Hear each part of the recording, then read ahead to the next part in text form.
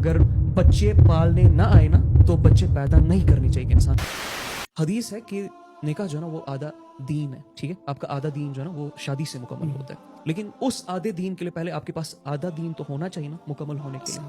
وہ آدھا دین ہم کبھی ڈیولپ ہی نہیں کرتے. سب سے بڑی مصیبت یہی ہے پیرنٹنگ کی کہ یہ اس کی جو فلاز ہے, اس کی جو پرابلمز ہے نا, وہ شادی کے وقت سٹارٹ ہوتی ہے جب ایک لڑکا اور ایک لڑکی کو فلسفہ ہی کلیئر نہیں ہوتا ہے کہ شادی کا مقصد کیا ہے. اگر شادی اسٹیٹس کو مینٹین کرنے کے لیے کی جا رہی ہے یا معاشرے میں جو پریکٹس ہو رہی ہے اس کو اور آگے بڑھانے کے لیے کی جا رہی ہے, یا آپ سمجھے اپنے لسٹ کو پورا کرنے کے لیے کی جا رہی ہے, پھر تو اس کو شادی کا اس کی تو شادی نہیں ہونی چاہیے. صحیح بات. رائٹ, ہمارے یہاں بڑا ایک عجیب سا دیوملائی قسم کا تھاٹ ہے کہ بندہ جو نا وہ گناہ میں اس کی شادی کرا دو. اور یہ وہ لوگ دیتے جو ممبروں پہ بیٹھے, ان کو بولے ذرا کہ اپنی بیٹی کا اپنی بہن کا نکاح جو نا وہ پورنوگرافک ایڈکٹ سے کروا کے دکھائے اور بولے کہ وہ ٹھیک ہو جائے گا نکاح سے. ان کو بولے ڈرگ ایڈکٹ سے کروا کے دکھائے اپنی بیٹیوں کا نکاح, میں مان لیتا ہوں کہ وہ سولوشن ہے. شادی ہے نا وہ آپ کا دین مکمل کرتی ہے, لیکن اس کے لیے آدھا وہ شعور ڈیولپ ہونا چاہیے نا.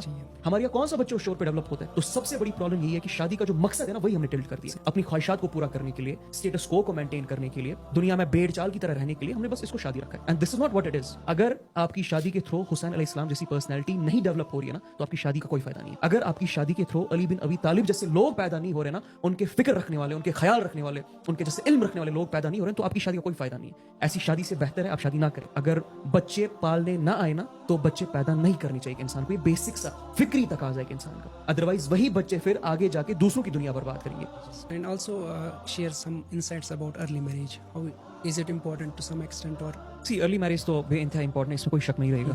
میرے نبی نے جس چیز کے بارے میں کہہ دیا نا صلی اللہ علیہ وسلم, اس پہ پھر کوئی قدم بیٹھ نہیں سکتی, یاد رکھیے گا. لیکن میں نے پہلے ہی کہا کہ شادی کا اگر کنسیپٹ ہے نا کہ دین مکمل کرتی ہے تو اس کے لیے آدھا دین آپ کے پاس ہونا چاہیے, وہ شعور کی لیولز ہونی چاہیے. اب ایک بے شرم 2 نمبر انسان کی میں شادی کرواتا ہوں, ڈرگسٹ اور پورنوگرافک ایڈکٹ کی اور ڈاکہ ڈالنے والے کی اور کرپٹ انسان کی, تو اس کا کیا ہی دین مکمل ہوگا؟ اس کو تو پہلے ہی دین ہلا ہوا ہے. شادی اس کا کیا ہی کر لے گی؟ شادی کے بعد بھی وہ ویسے ہی رہنے والے, اس کے پیٹرنز ویسے ہی ہونے, اس کے بعد تو زیادہ کرے گا. وہ پہلے تو اپنے لیے کرا تھا نا, اپنے نفس کے لیے, اب تو بچوں کے لیے کرے گا.